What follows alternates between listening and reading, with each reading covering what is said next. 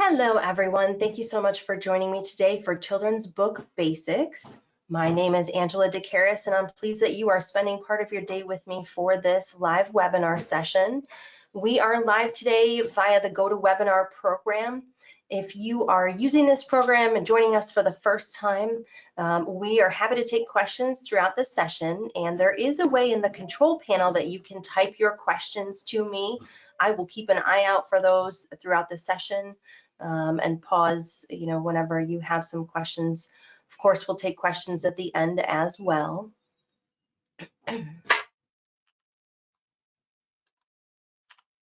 So just a little bit about BookLogix. Of course, we are not here to talk all about BookLogix today. We are here to learn about children's books, but we are a non-traditional book publisher and printer. We are located just outside of Atlanta, Georgia. We work with all different types of authors. First-time authors, authors who have their own publishing imprint, small publishers, to provide all the different services that you need to publish, print, and sell your book. And all of our services are a la carte, so you can just kind of pick and choose the things that you need to best fit your process. But today we're going to focus on children's books. So, for those of you that maybe have already gone through this process or are somewhat familiar with the process, you may know all this stuff already on this first slide, but this is just kind of a whole laundry list of all the different steps that you're going to go through publishing a book. Now, a lot of folks think that in the non-traditional realm, that something like self-publishing or non-traditional publishing means that you have to do all these things on your own. You do not. There are all kinds of resources and providers out there to help you to do these things for you.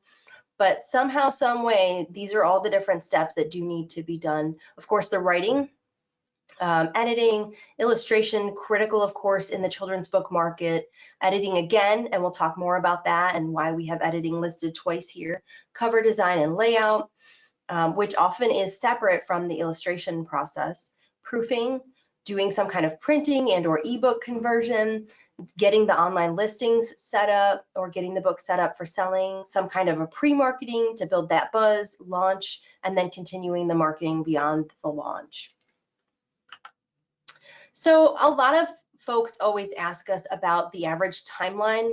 With children's books, I'll be honest with you, it's a very inconsistent range. Every project is different. A lot of it depends on the illustrator you end up using and how long they need for their process. But what we tend to see is on average, it might be 3 to 6 months for the publishing process. Now, sometimes that includes the time for illustration. Sometimes that is after the illustration is done. Again, every project really is different. So your illustrator and the time that they need is a huge part of what makes up your overall timeline. Another question we get a lot, of course, regardless of the genre of book is, but what's your budget? How much is this going to cost me? Often doing a children's book, even though it's a whole lot shorter, right? There's a lot fewer pages, you have a lot less text. It can be far more expensive than doing a book for adults because of those illustration costs and also because of printing a book that is in color and maybe hardcover. But just like with timeline, it's a very wide range. We see projects that go anywhere from $2,000 to $10,000, but a huge chunk of your budget is going to go towards the illustration costs and then possibly printing expenses, depending on if you are trying to print a lot of books, up front to store in inventory, or is it a hardcover with full color? And we'll talk more about some of that stuff. Of course, some of your essentials that you don't want to skip when looking at your budgeting is the editing, the art, cover design and layout, those registrations or alphabet soup, I like to call it, ISBNs, LCCN, your copyright filing, and maybe ebook conversion. Although I'll tell you, not all children's book authors do ebook, but a number of them do. Now, don't forget about marketing. So for some authors, that 2 to 10,000 range may include some marketing that they're doing. For other authors, it may not. Again, it all depends on the other expenses that you have. And like I said, illustration is a big part of that. So important things that you want to consider when you are looking to do a children's book, and we're going to go through these in this session. Of course, the content, then the editing. Sometimes folks think, well, oh, it's a children's book. There's not that many words. It's really short. I don't need to have a book editor edit it. I'll just have somebody, my neighbor, read it or something. Illustration is huge. You know, you could argue the illustration is more important than anything else in this whole list or process. The format, what type of book are you trying to do? Paperback, hardcover, both? You know, do you want to do an ebook or not? The selling price is critical, and it's often difficult in the indie publishing world to have a selling price on your book that is really competitive, because you're competing against very large publishers that may be printing thousands and thousands of books or even 1,000,000 books or whatever, you know, for a very low cost per book. They are able to put a selling price or retail price on the book that is much lower than maybe you can. And then, of course, marketing. I cannot stress enough how important that is, regardless of anything else in your process. Your book, you know, is a product and it won't sell unless it's marketed. So the first thing you want to try to sort out is, what type of children's book are you doing? There are all kinds of different types. Picture books is a very popular one. You know, you may have something called a board book. Early picture books, so for younger folks, have a smaller word count, or something called a trade picture book. That's where the kids start getting a little bit older, maybe getting to the point of starting to read on their own or read with an adult. Those are typically going to range anywhere from 28 to 32 pages. You have early readers, which often are for ages 5 to 9. Word count is going to widely vary. It does depend on the specific age you're trying to target, but this is really where the child is starting to learn how to read on their own or read with an adult. Chapter books, anywhere from 4 to 10,000 words, but you're looking at typically 7 to 10 years as kind of the average age range. Middle grade would be 8 to 12. And you know, some of the word count recommendations do depend on genre. Certainly in the realm of like science fiction, fantasy type stuff, we're typically seeing a longer word count range. And then you have young adult, which you know, is intended for 13 to 18, but as you may know, often young adult books appeal to adults. They could be in their 30s, 40s, 50s. We're seeing all kinds of different popular titles that were initially intended as a young adult title. They're popular with just plain old adults. And again, you may see a different word count range depending on the genres for those. So I think it's really important for you to figure out which type of book are you doing. And that helps you to know certain, you know, ways to go in terms of, you know, what format should you do? How many pages should the book end up being? How many illustrations does it need? All that kind of stuff really depends on what kind of book you are trying to create. Literally the size dimensions of the book. Is it a square book? Is it a rectangle book?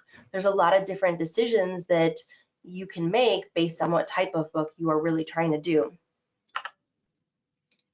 It's really important to have a defined age range with children's books. You know, if you're doing a book for adults, you may have a very narrowly focused target audience, which is important. You may have a narrow age range. You know, if you have a book for adults, you might say, hey, my book is specifically for 35 to 45, let's just say.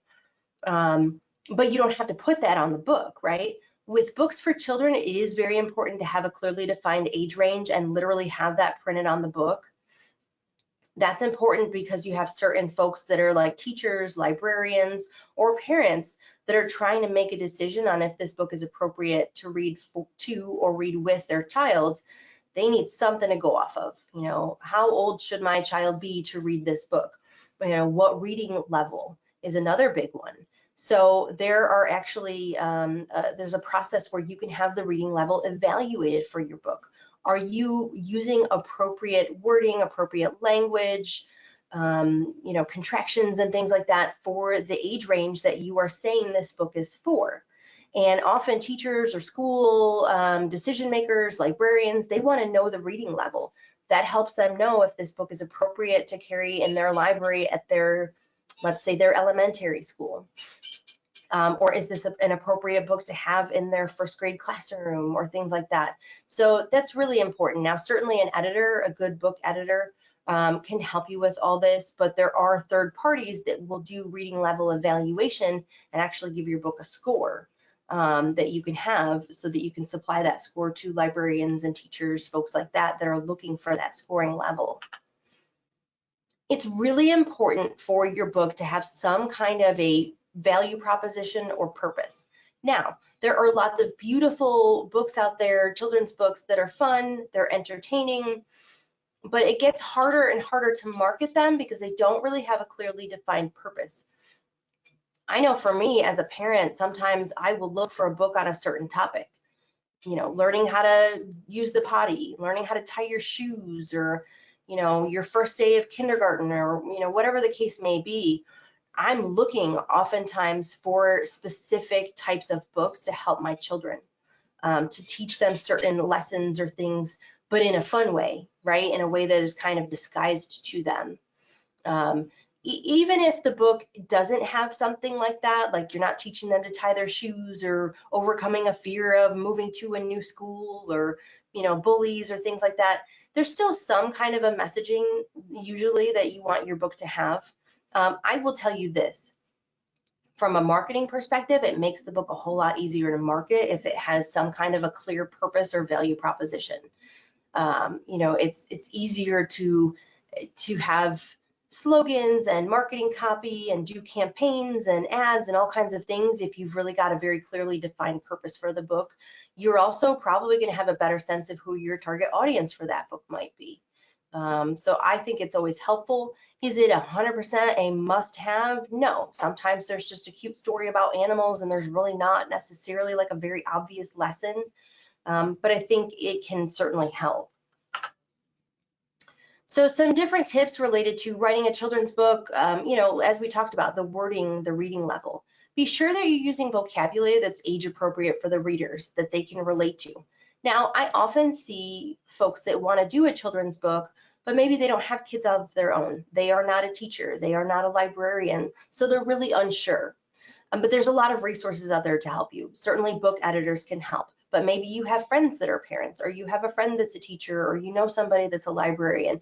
Engage those people. Have them read that book. Maybe they even read a draft to their class or their children or whatever. The kids have got to be able to follow along with the story and not stop the reader, whether that's a parent, grandparent, teacher, and keep asking them, like, what does that word mean? What does that word mean? Certainly that can help increase their vocabulary, but you don't want it to be the point that it is just difficult for them to follow and understand. And an editor can help you find the right balance of using some higher level words, but still keeping the book flowing for the child to follow along with. Get creative, keep the story moving. You've got to have some kind of conflict or thing that happens, some kind of almost like an action type thing. Now, does it have to be very obvious action? No, but there's got to be something that gets the kids hooked, wants them, they want to know what's the resolution going to be, what's going to happen next, or, oh, can they, overcome this or make it to the secret passageway or whatever it is. There's got to be something that gets the child hooked and makes them want to keep listening to the story. Is the book going to rhyme? Now, this one is tricky. Don't force the rhyming if it's just not going to work, if it's awkward. It's better to just have a nice flow. The most important thing that you can do when you're writing a children's book is read the book out loud. Go somewhere by yourself. You don't have to have an audience in the beginning. Read it out loud yourself. How does it sound? Because the majority of children's books for the younger age range, somebody's reading that out loud to them. Teacher, a librarian, a parent. My son is 8. He reads to my daughter who's 5, so he's reading aloud to her. So somebody's going to read that book out loud. It's got to sound good. And again, don't force rhyming if it's not working. If you're not good at rhyming, or you just can't find the right words, don't put words together that don't really fully rhyme. It's just better for it to flow and sound good out loud, whether it rhymes or not. And you'll know. Read it out loud a few times. Your ear is going to start to pick up on certain things that just sound off.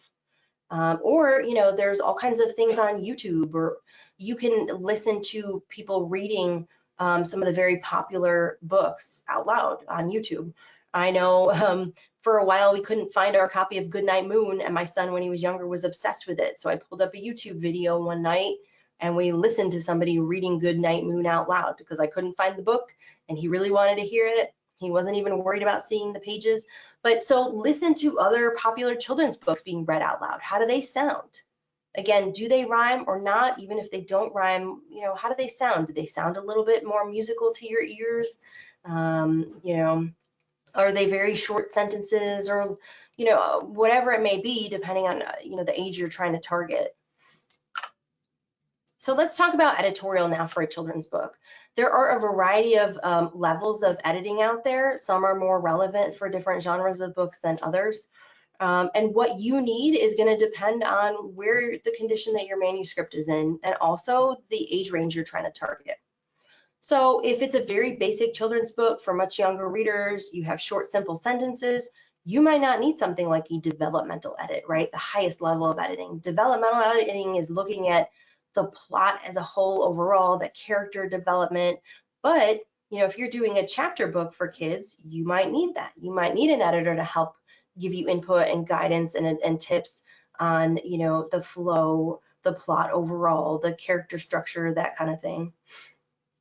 Or maybe you've already had some of these levels of editing done and now you just need a proofread at the end.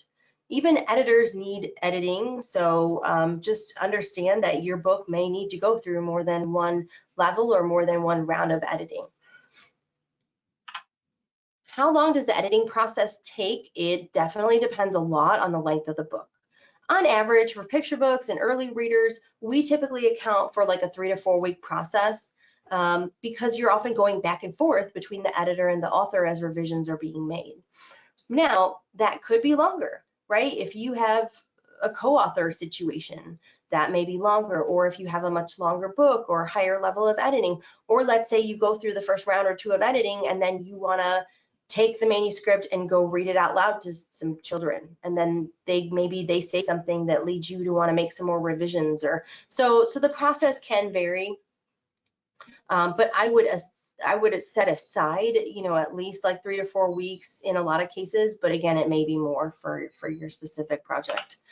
When should the editing take place? So actually editing with a children's book should happen multiple times. So typically the bulk of your editing is happening before any illustration is done.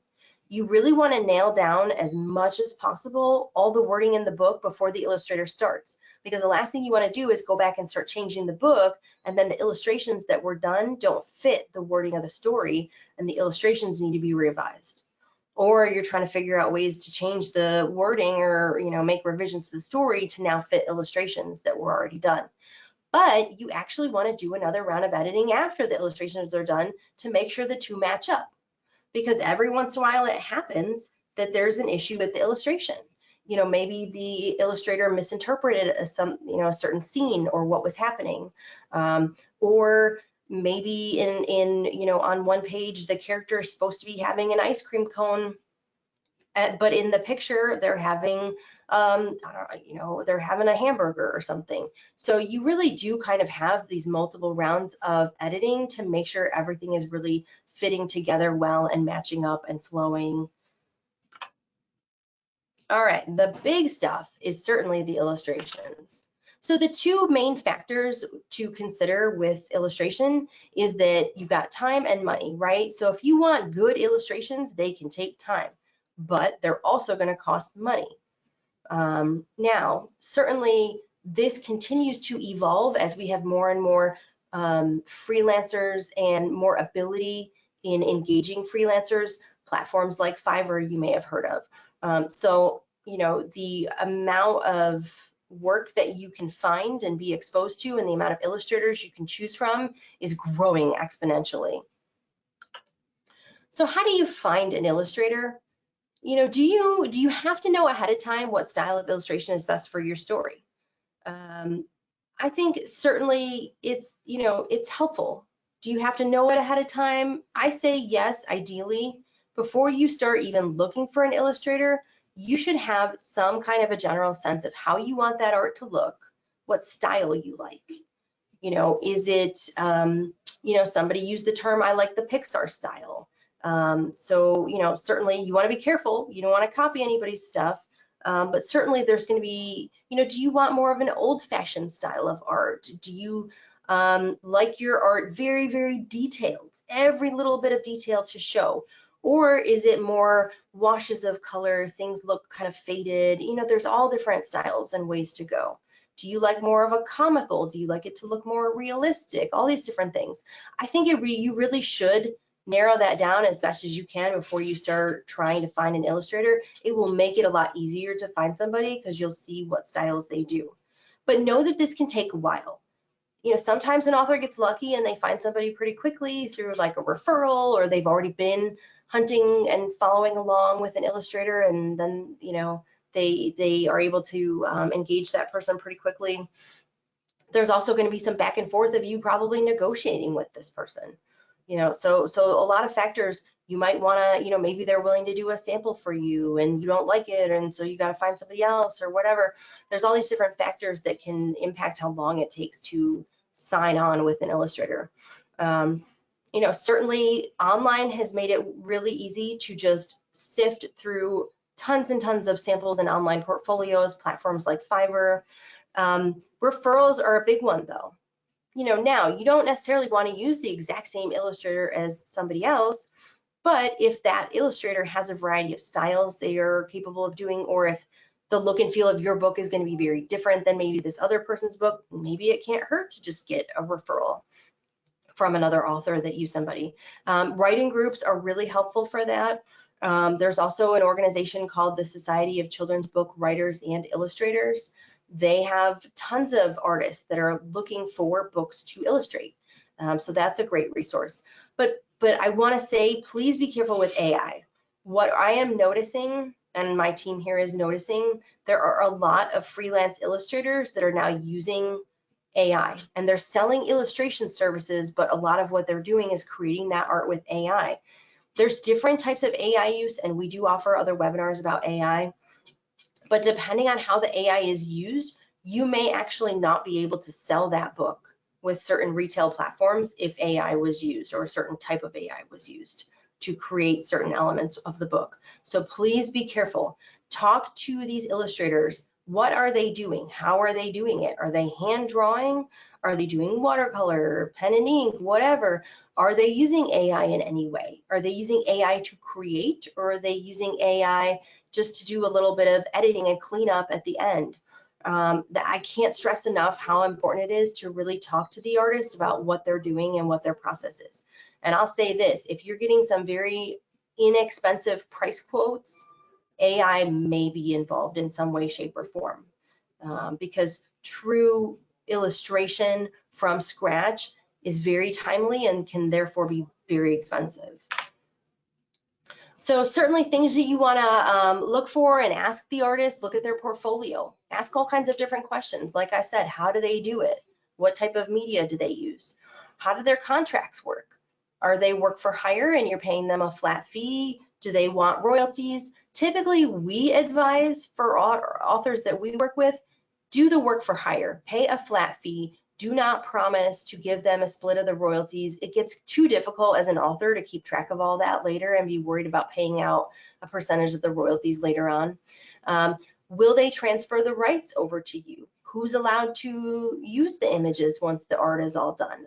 You know, are they going to transfer all the copyrights of the art to you so that they don't own the copyright anymore? Because the way the copyright works is they actually own the copyrights when they first create the art. You don't own the copyright until they transfer it over to you. Or there's also something called permission of use, where they still own the copyright, but they're giving you permission to use it. So that's really important to nail down who's going to own this art. You know, how can you communicate with them? I've seen a lot of authors struggle when they're using a freelance illustrator that's in another country, because either the ability to communicate is harder because of time zones, or they can't just pick up the phone and call them, or they can't meet in person, or maybe there's a language barrier. So you know, how easy is it for you to work with this person and reach them when you need them to make changes or have a discussion? You know, how flexible are they? What happens if you find something you want to change, or there's an error in the art that they did? Like I said, if they made a mistake and they were supposed to draw an ice cream cone and they drew a hamburger, are they willing to correct their mistake, or are they going to want you to pay for that round of revision? Will they use any AI? And another one to talk to them about is, will they do the formatting of the book? So some artists will just do the art, and then a graphic designer needs to step in and set up the cover and set up the text pages. Other artists are talented enough in the layout and formatting areas as well, where they can do that for you. So they're going to do the entire, you know, illustration, cover setup, layout. Different tips for layout and design. Certainly fonts are very important in all books, but especially in children's books. They need to be easy to read. They need to be clean. Typically, they are larger than books for adults. You know, you want to get creative. Make the pages look fun, especially for younger ages. Be sure it's legible, of course. I can tell you as a parent, I much prefer for fun looking pages. If I'm going to be reading these books to my kids, I want to have a little fun with it. You know, another one that a lot of folks are not aware of is the fonts you use have to have the proper licensing. So a lot of times with children's books, folks are like, oh, I want a really creative, fun font, and they just grab some font off the internet, but technically it's not licensed properly. They don't have the legal right to use that font in a commercial product, and they could get in trouble. So that's a discussion you want to make sure that you have with somebody that is doing that service for you, or if you're trying to do it yourself, just be careful. In children's books, you don't want a whole lot of what we refer to in the industry as front matter. So those are those pages in the beginning of your book, you know, dedication and a note from the author, acknowledgments, all that jazz. Typically with children's books, either the person who's reading to them, the adult or the child, they just want to get right into the story. You know, you don't want to load up too much stuff in the beginning. Now, you may want to put that at the back of the book, you know, or maybe some of that content goes online only or whatever. There's other ways to do it. Another big one for not loading up too many pages in the beginning, if you all have ever tried to preview a book on Amazon, they used to call it look inside the book. I forget what they call it now, but you can kind of click and see the first few pages of a book. They have a structure where they'll typically show 20% of a book. With children's books, if you're talking about like a picture book that's like 28 to 32 pages, the book is really short. If they're only going to show 20% of that, if you have a lot of front matter, the person trying to preview that book on Amazon may not actually see any pages from the story itself. So then they're not sure if they want to buy the book. They can't preview it. So just be aware of that. If your artist is only doing art and not placing all the text and doing the formatting, make sure they leave enough room for text. There are a lot of amazingly talented artists that will do awesome, awesome art for your children's book, but then we get that art to try to do the layout and formatting, and there is no room to put any text anywhere. So then we're trying to figure out what to do. Do we chop part of the illustration off? What do we do? Do we shrink it and have like white space on the bottom of all the pages? So that's important. Make sure your artist understands that, hey, you know, text needs to be placed on these pages as well. And you know, have fun and creative with the wording. Integrate the wording maybe into some of the art. You know, maybe there's a word that they illustrate the word instead of it just being typed out in regular font, fun things like that. Okay, let's talk about the formats of a children's book. So you have softcover, hardcover, ebook, audiobook. You know, you may have board books. There's all kinds of different materials that can be used. Now, some of those may or may not be easily accessible for you as an indie author. They may or may not be in your budget. You know, big things you have to consider with doing a children's book is how much is going to cost to make this book. If you're trying to do something really special, a board book or something with like vellum pages inserted, all that kind of stuff, all that is going to cost more. And you might make a beautiful product, but you might not be able to sell it because you're going to have to price it so high that no adult is going to want to spend that kind of money for that book. So you've got to keep in mind that you have to keep the cost reasonable to try to create a product that is sellable. So things that impact your printing cost, the binding type, of course, and hardcover is going to be more expensive to print than paperback. The size of the book, how many pages is it? You know, certainly you want to go crazy and have tons of beautiful art and fun stuff and pages, but you want to be careful because the more pages you have in color, the more expensive the book is to print. And what type of paper do you want it to print on? You know, just like with a lot of things in life, there's all kinds of options, but the more high end you choose, the more expensive it's going to be. So, you know, work with your printer or a publishing company to find something that kind of checks off multiple boxes. It gives you a good, decent paper that you like and you feel good about, but it's not going to break the bank. There's a variety of different binding types that you can do in the children's realm. Saddle stitch, you may have heard that term. That is essentially a stapled binding. Perfect binding is what I sometimes call a regular paperback. Illustrated hardcover, it also could be called image wrap hardcover. That is where the art or the cover design is literally like on the hardcover itself. Picture when you were in school and you had a textbook. and the wording and the pictures of the cover were like right on the book. Now, you may or may not have a dust jacket. So a lot of books by traditional publishers, they have like a beautiful dust jacket on the outside of that book. Maybe it's got some silver or gold foiling on it. Maybe it has like some embossing or whatever. All those things are going to cost more. Can you do them? Absolutely. Does it make sense for you to do that financially? It may not. Then you have other types of hardcover, something with a leatherette, which is the synthetic leather or linen or a paper material. You may or may not have foil stamping, dust jacket. Now, typically these other types of hardcover, we see more for the older audience, like young adult, that type of thing. We're not as often seeing that for children's picture books. Size certainly is a factor in costing. So these measurements of size that you see in red with the little star there, those are basically the most expensive size of children's book to do because they have to be printed on a wide format printer. It might require a different type of printing that is going to be a whole lot more expensive. So 8.5 by 11 portrait, great, no problem. That's a pretty standard size. But you turn that book and you make it landscape, so now it's 11 and 8 by 8.5. You may literally be in the red trying to sell that book because it can get so much more expensive to print. Now, does your artist know that stuff? Well, often they don't.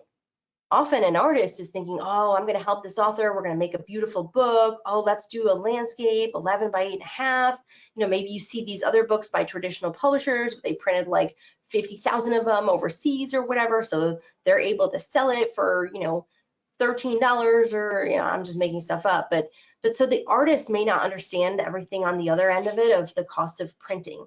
So you need to make sure that you are figuring out, okay, am I choosing the right size? Does this make sense for me financially? How much is this going to cost to print? Is it in my budget? Is it something that I can sell for a reasonable price? And certainly the suppliers that you're working with can help you with some of that kind of thing. Page count, you know, the more pages that you have, the more paper is being used, the more ink is being used. So that certainly increases your cost, the more pages that you have. Now, depending on the type of binding you want to do, you may run into some limitations because of page count. You know, for example, when we do a saddle stitch book, so it's a stapled binding, your page count needs to be in an increment of 4. If we do what is called perfect binding or a quote unquote regular paperback, you don't have to be bound by increments of 4, but it's going to be increments of 2 because of the front and back of a sheet. You also can't have perfect binding for us, and different printers might have different requirements, but for us, we can't perfect bind anything less than 20 pages. So I've had a couple folks that said, well, I want perfect binding, but you know, my book is 18 pages or 16 pages and we can't bind it with that page count. You know, maybe we have to do saddle stitch instead. So it is important to figure out, you know, are there limitations based on the type of binding you want to have? Or in reverse, is your page count going to create a limitation for you and what binding you can choose from?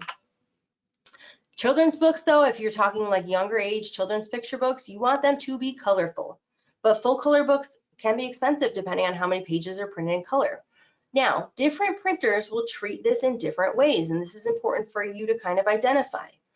Many printers will count the entire book as color, even if you do have some pages in there that are black and white, because they are going to print the whole book on a color printing machine.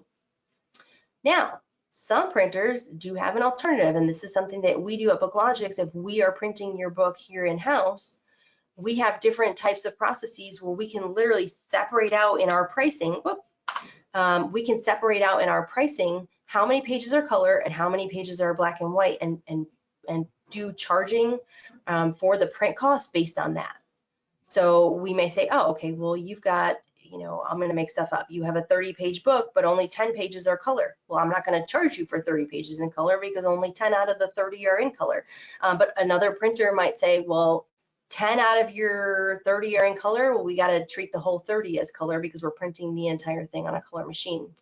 So definitely something to look into, you know, ask for print quotes and compare. And keep that in mind. Bleeds, so bleed is a term, and don't worry if you don't know this, that's okay, that's what we're here for. Bleed is where you have some kind of elements, design or art or pictures where they run all the way to the edge of the page. So if your book has bleeds, it will be more expensive to print typically than a book without bleeds, because the printer often needs to use a larger size sheet of paper to make sure they can get that whole bleed in there and not lose anything when they trim. So that's important, and that's a very bare bones way of saying it. I know that doesn't sound technical. I don't like to get technical, but yeah, basically they would have to print on a bigger sheet of paper to account for that. And that, if they have to use a bigger sheet of paper, it means the book costs more to print. Selling price, and I know this is a hard one. It's hard as an author to figure out how much to sell your book for. So there's different terms for pricing. So if you hear the word list price, that is the full retail price of the book. So the full retail value. Now, what you sell it for might be less than that. So you might have a list price on the back of the book for your paperback, let's just say, of $12.99, but you might end up selling it for $10.99. You know, if you're doing events or conferences or, you know, a festival or whatever, you might sell it for less. At the end of the day, the biggest challenge is to try to price your book competitively. And this is where it gets tricky. So traditionally published books, you are going to see lower price ranges than you're going to see for non-traditional books. And a lot of that is because they have the budget to print a huge volume of books. Now, the more books you print in the book printing world, the more books you print, the lower the cost per book. So because they print such a high volume, they get a very low printing cost per book, so they can sell it for less and still make money. You know, you're probably not going to be printing 10,000 or 50,000 books. You know, a lot of our authors, when they start out with their children's book, they're printing maybe 50 to start, or 100 or 200. So your cost per book is certainly going to be higher than a traditional publisher. You're going to have to price it higher. You just want to be careful to not price it too high so that it doesn't sell. So that's why making some of those decisions, you know, in a manner that makes a cost-effective product is so important. Children's ebooks. I will say, from my personal experience over the last 15 years working here in publishing, I've seen a dip again in the number of children's book authors wanting to offer ebook. You know, in the very beginning where ebooks were new, we weren't seeing a whole lot of kids' books in ebook. Then it started getting, you know, a little more popular, and then authors wanted to do an ebook for a children's book, and now we've seen it kind of dip back down, where a lot of authors are not necessarily putting in the expense of doing an ebook for their children's book. I can tell you, and everybody's different, my kids are 5 and 8, and I'm 44. So just to give you a sense of everybody's ages and where we are in life, I don't read ebooks to my kids. I don't give them a tablet to read ebooks. We read together with printed books. And I'll be honest, I don't care whether it's paperback or hardcover. I just care if it's a good story. You know, are they entertained? Are they learning something? Maybe is there some kind of lesson or whatever? Is the art cute? Is it fun to read and, you know, make them laugh or whatever? Like, but I don't care about format, but I will tell you this, I don't give them ebooks personally. My son, you know, his teacher wants him reading alone at home 20 minutes a night, and it's printed books all day long. Does that mean you shouldn't do an ebook for a children's book? No, I'm not saying don't do it. But I think it's important for you to figure out who's your audience. You know, what's the age range of the children you're trying to target? Do you think that they're going to be reading on a device or not? So maybe if it's a children's picture book, you don't need an ebook. But maybe if it's a young adult book, you know, or you know, something that's targeting kids that are like 10 to 12, well, a lot of them are using iPads or devices of some kind, tablets, whatever, Kindle, you know, for kids or whatever the case may be. So maybe you do want an ebook. Now there are different types of ebooks. So there's something called standard, there's something called fixed, and there's something called enhanced. Now the one that you do really just depends on what kind of book you've created. So often children's picture books need to be fixed. Fixed is where it's almost like taking a picture of the book when the book is held open. If your book is very text heavy, So you're targeting older readers and you don't have a lot of pictures, then you're probably going to do a standard ebook. Or if you want to do something enhanced, it's got like some of the bells and whistles. So it's got maybe video or music or sound effects or voices, but it's not an app. I think sometimes there's a little bit of confusion between an enhanced ebook and an app. It's not intelligent. It doesn't like interact with you in the same way that an app would. It just has a few little fun features that's going to cost you a good bit more to make. Most authors are not worried about getting into the enhanced ebook world. They're either doing standard or fixed. So this is an example of what your book might look like as a standard ebook. Especially, I have had a few authors that had a picture book, but they were trying to keep their costs down, so they maybe did a standard ebook. So we did the art on one page, and then the next page had the wording. A fixed ebook is where you really want to mimic as if the book is being held open. So in the print book version, and you can kind of see a shadow down the middle, right, where that spine or gutter is. This is a spread. You've got your art, your text, all as one spread. If we turn it into a fixed ebook, this is what that's going to look like. And an enhanced ebook, this is a shot from an enhanced ebook where the reader could tap on these different words and it would say the word aloud in English and Spanish, which is really cool for certain types of books. But, you know, again, as an author, is that something that's in your budget? Does it make sense for what you're trying to do?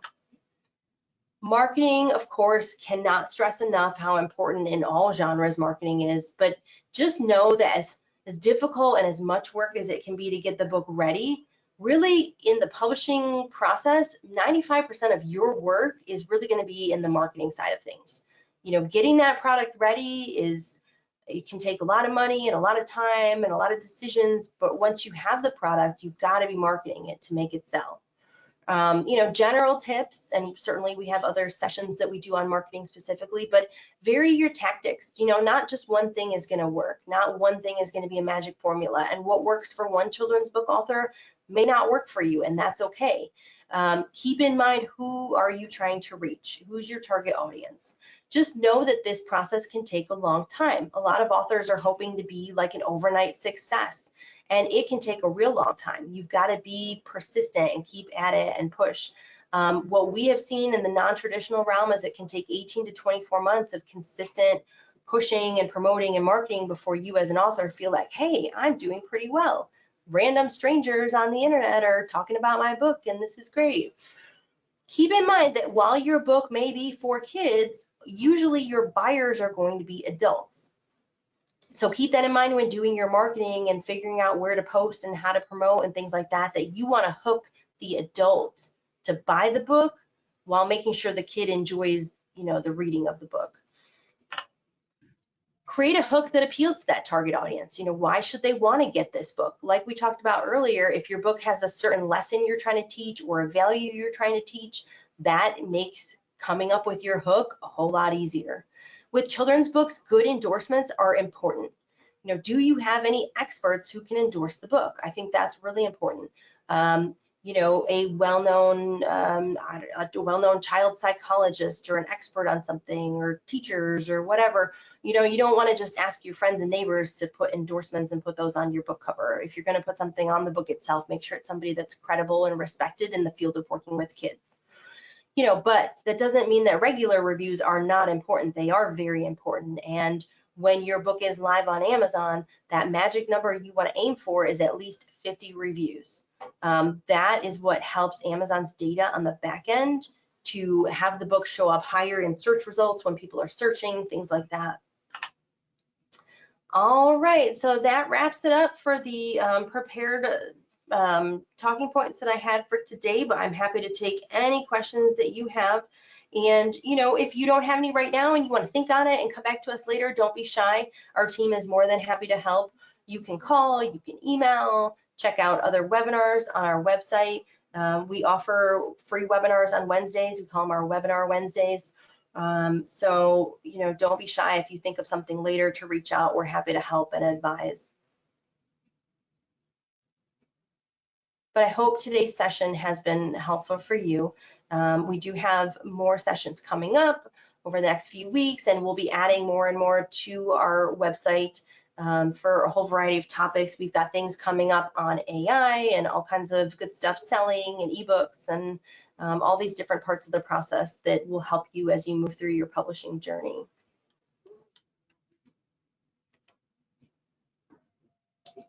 Excellent, excellent. Well, thank you so much for joining me today. I really appreciate it. I hope you found this helpful, and hopefully we'll see you back for our next webinar Wednesday.